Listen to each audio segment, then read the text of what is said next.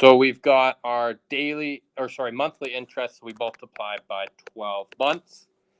And this is going to go on for 5 years. So those are the three numbers to multiply together to find the interest from X marks the spot. 3489 times 0.0104 times 12 months in a year. This is monthly interest, and it's occurring for 5 years. Earning Delia $2,177 and 13.6 cents as her interest on her first investment. We'll do the exact same thing for the second investment, Living on the Edge. IY is a principal Y, PY, that is equal to 13,676. A little bit more once again. Like to live on the edge, live a bit risky, multiplied by our interest rate. This is daily, all right? Daily of 0.97. So again, we want to divide by 100. So this isn't going to be 0.097. That would be 9%. This is actually 0.097. Always do it in your calculator if you're not sure. Divide by 100. Don't divide by 10. And we multiply by 365 because that is daily interest she is earning. So that's going to be a pretty big return. And once again, 5 years until she calculates how much total value she has. So let's throw that in. 13,676 times 0.0097 times 365 times 5. Oh, yeah. That's the way to do it, everybody. Daily interest adds up quickly. She has 100x her investment, $242,099.39. All right, so the total value, once again, ROI is equal to my total principal and my total interest. All right, so we're not quite done. Her total value, her ROI, is equal to our total interest, which is actually going to be interest X plus interest Y. All right, we could calculate that in a separate step. I'm going to just do it all together. Interest X plus interest Y plus principal X plus principal Y, which we could calculate the total principal individually. I'm just going to go ahead and do it all in one. So interest X was $2,177 and some change. I'll keep that stored number. And interest Y, $242,099, some change, plus my original principals, $3,489 and $13,676. Add those four numbers, the two interests from X and Y, plus the two principals from X and Y, and we get our total ROI. Let's throw that in. That plus 3,489 plus principal Y 13,676 gives us a nice return of $261,441.52. I'll round that up to 53 cents. That is the total return on investment calculated from X's interest, Y's interest, X's principal, and Y's principal all together.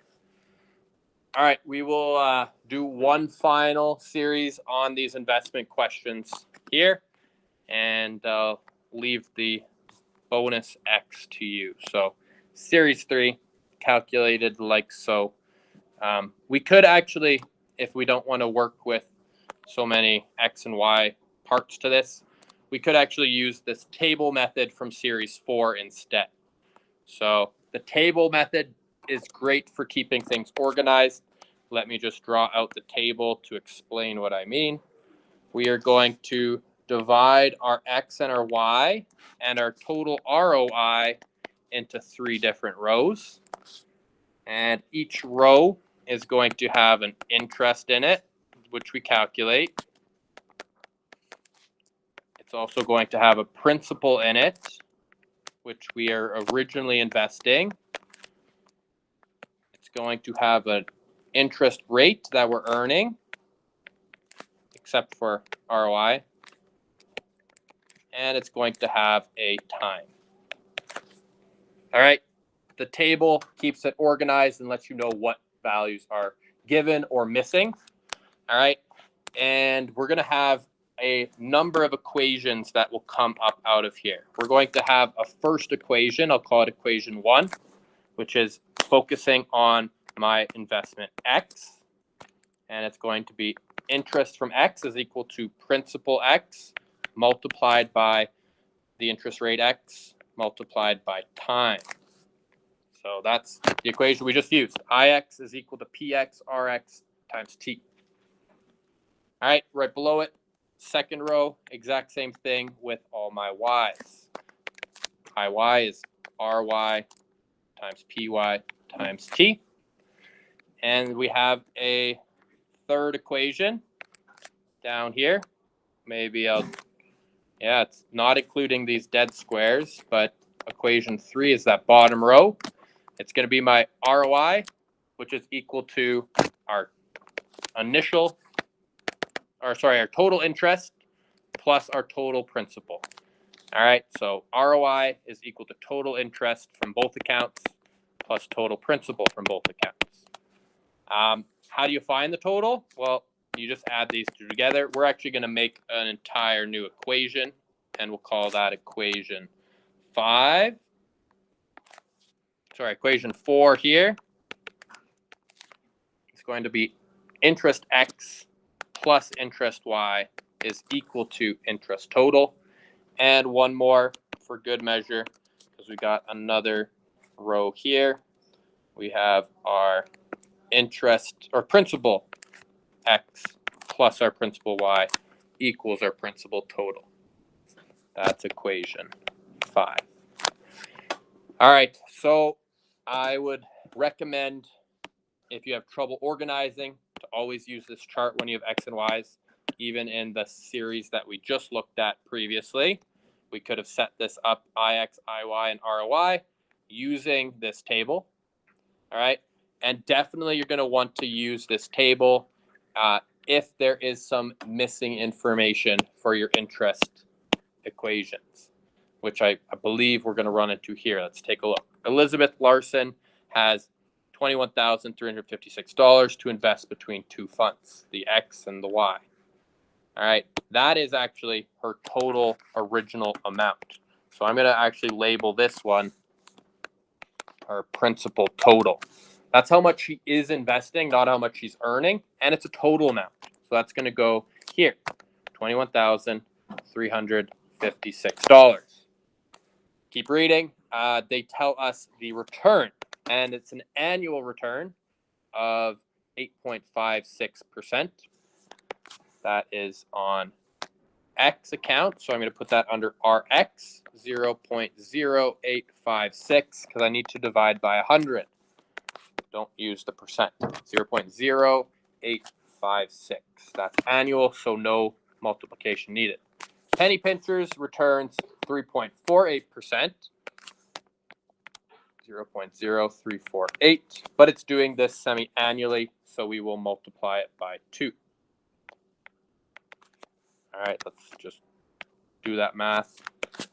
0.0348 times 2 is going to give us 6.96% or 0.0696.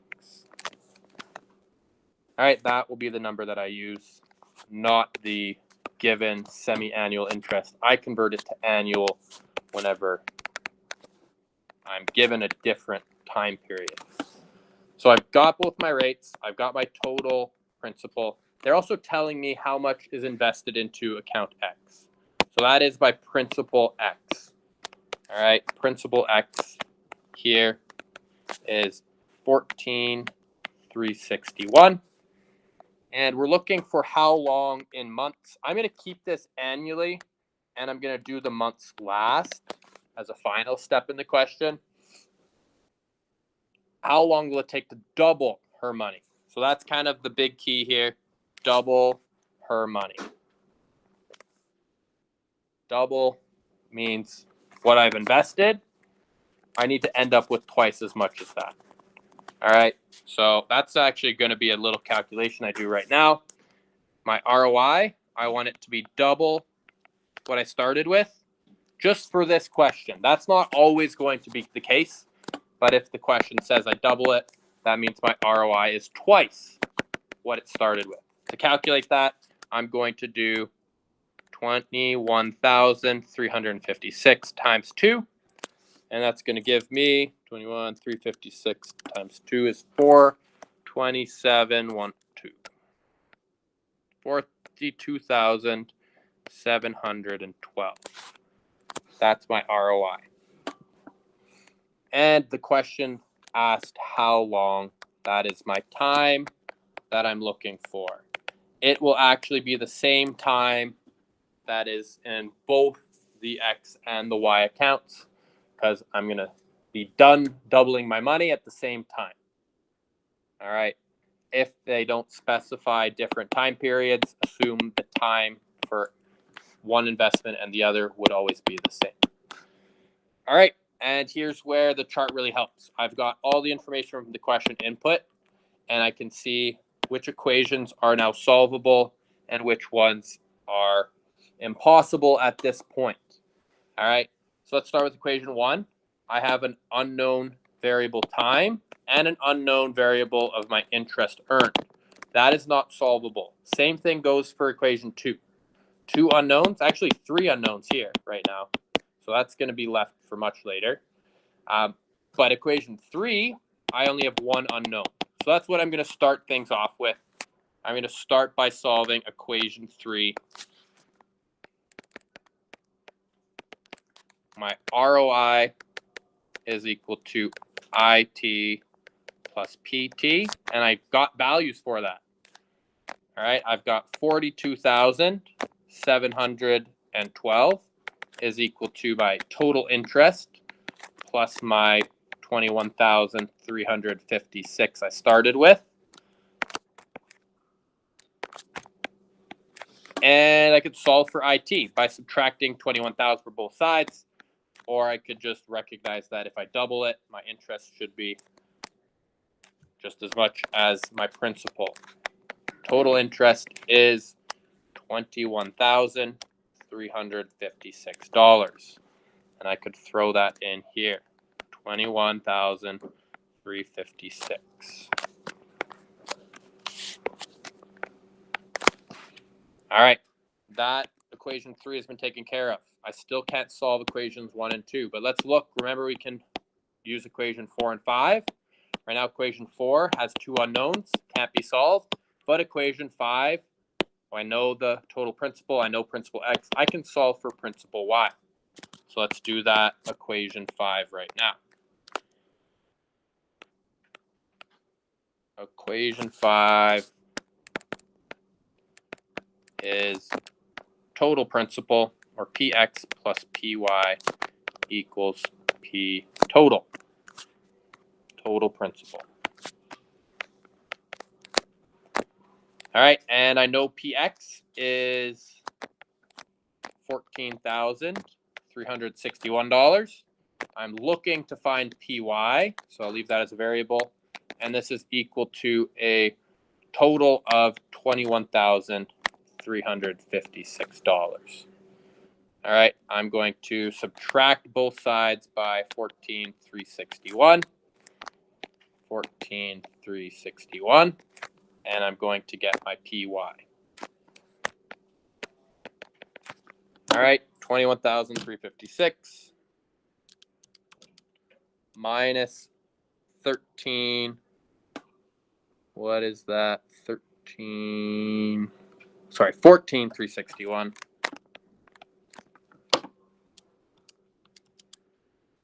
And that should give me my total principal. 6,995 is my PY. 6,995. All right, one step closer, but unfortunately, I don't know IX, I don't know IY, and I don't know T. So what this leaves me with is 3 unknowns. All right, 3 unknowns is kind of an issue.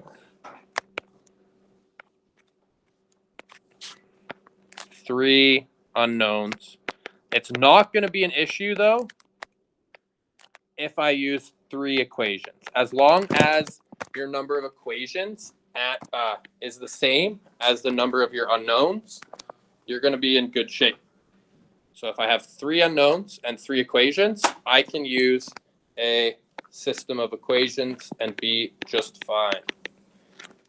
If you don't use a system of equations at this step, you could actually solve it using guess and check. We would just guess a time.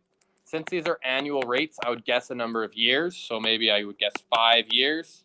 And I'm going to punch it all in my calculator. 5 times 0.0856 times this gives me this. 5 times this gives me this. And I'm going to add them together and see if they equal what I need them to equal here. All right. You could keep doing that. If I get an answer that's like 15,000, I need to up my guess. Maybe I change it to 10 years. But now I'm at 25,000. And I'm going to keep adjusting my time up or down until those two in my calculator add up to this. All right. It could take 10 or more tries, but it is possible to solve that way. If you want to do it a bit more of an elegant and mathematical way, here's the system of equations approach. We're going to write out our equations with our unknowns in them. So I'm going to start with equation 1. I have 2 unknowns here. I'm just going to leave them in their unknown form. All right. So for equation 1, Ix is equal to Px, which I actually have. I'll just put the value in for it right here. Ix is equal to 14,361 times 0.0856 times T. And I could throw that all in my calculator. All right, let's do that to simplify the coefficient. 14,361 times 0.0856. I get, 1,229. 1,229.3 T. All right, I will not round that. I'll keep a bit of an extra number. I'm going to actually store this in my calculator maybe as A. Store as value A. Then I'm moving on to second part of the question, or of my system of equations. Equation 2. Equation 2, Iy. And Iy, I see right here, is equal to 6,995 times 0.0696 times T. And I'll throw those in my calculator again.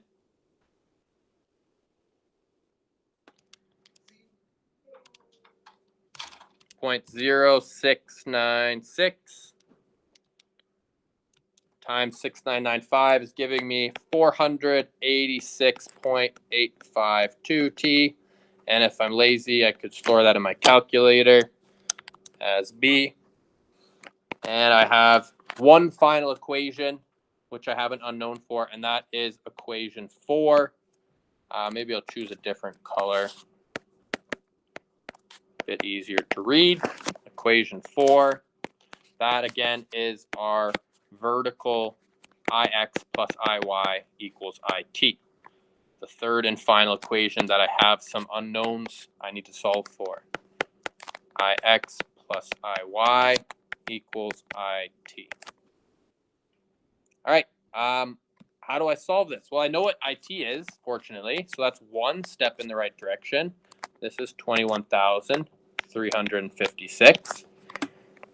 The big aha moment for a system of equations is going to be taking your first equations and substituting them into another equation. So if I take this 1229T and this 486T and add them together, then we're going to get, right, a substituted value that will add up to 21,365. So let's do that substitution. We now have $1,229.3 times T. Okay, so that's a coefficient of my time. So is this 486.852. 486.852 T is equal to a constant value of 21,365. All right, these two values of T are like terms. They have the exact same variable. These are their coefficients. If I have like terms with the same coefficient, or sorry, the same variable, different coefficients, I'm going to combine the like terms. So let's do that. I have that stored as A and as B. This is going to give me $1,716.1536 is equal to $21,365. This is in T. So this as T, all right, 1716T is equal to 21,365. I'm going to divide by my coefficient here, and I've done the question pretty much. I just need to do one final check of units. So divide that in my calculator. I'm going to end up with T is equal to 21365 divided by 1700 is 12 years. How do I know it's years? Because I'm using annual interest rates. This interest rate is annual because it was given annually. This one I made annually. The units of your interest rate and your time must match. Okay? Units must match. Okay? So those are years, which isn't what the question wanted. Okay? The question actually asked me how long in months. So the final thing in this question is to be to convert years to months. So I'm going to multiply it by 12 months per year. That's going to eliminate my year units and leave me with months. So 12 times 12 gives me 148, rounded up to 149. 149.4 months. That's how long it takes to double the money in those two investments. All right, the really tricky part with having more unknowns in an equation than just one is this idea of writing out your equation anyways with the variables and then looking for a way to substitute. Our goal with substitution in a system of equations is to reduce the number of variables. This equation started with two variables, but by substituting, all right, because this was actually equal to ix, this was actually equal to iy, I could substitute the ix and the iy into a third equation, all right, and now both of them are in terms of t. They have the same variable t there, and that is why this is solvable. All right, little bit of algebra thrown in. This is the highest level of difficulty math that you'll need to do, all right, but it does allow you to solve some long-term investment strategy problems.